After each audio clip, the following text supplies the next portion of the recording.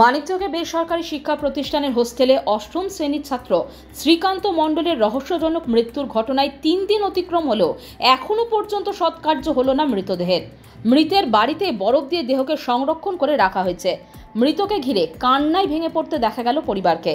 গ্রামের ছেলে এই পরিণতিতে পাশে রয়েছে পার্শ্ববর্তী বাসিন্দারাও। মৃতের বাবা প্রেম কুমার মণ্ডল ও পরিবারের অন্যান্য সদস্যদের দাবি, সঠিক ময়না তদন্তের রিপোর্ট এবং দোষীকে গ্রেপ্তার না করা পর্যন্ত দেহ সৎকার্য হবে না। ময়না তদন্তের রিপোর্টে কোনো রকম গাফিলতি হলে আবার ময়না তদন্ত করতে হবে বলে দাবি। মৃতের বাবা প্রেম কুমার মণ্ডল শুক্রবার রাতেই মানিকচক থানায় লিখিত অভিযোগ করেছেন বেসরকারি শিক্ষা প্রতিষ্ঠানের মালিক সাজির হোসেনের বিরুদ্ধে। যদিও এই ঘটনায় কাউকে গ্রেপ্তার করা হয়নি বলে জানা গেছে, তবে অভিযোগের ভিত্তিতে তদন্ত শুরু করেছে মানিকচক থানার পুলিশ। রেখেছি এই জন্যে যে আমরা এখন পর্যন্ত সঠিক বিচার পাইনি, আর আমরা এসেছিলাম আজকে আইসি স্যারের কাছে। স্যারকে অভিযোগ জানানো হয়েছে। স্যার বলেছে অবশ্যই তার উচিত বিচার দিবে, আর আমরা চাই যে সঠিক বিচারটাই হোক।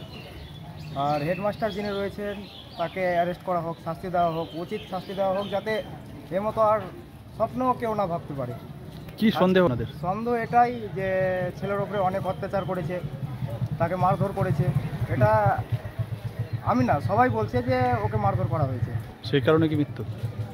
সেই কারণে মৃত্যু হয়েছে? হ্যাঁ, সে কারণেই মৃত্যু হয়েছে। ওকে এমনভাবে মারধর করা হয়েছে, ও আর কাউকে বলতে পারেনি ভয়ে, ও প্রাণ হারিয়ে দিয়েছে।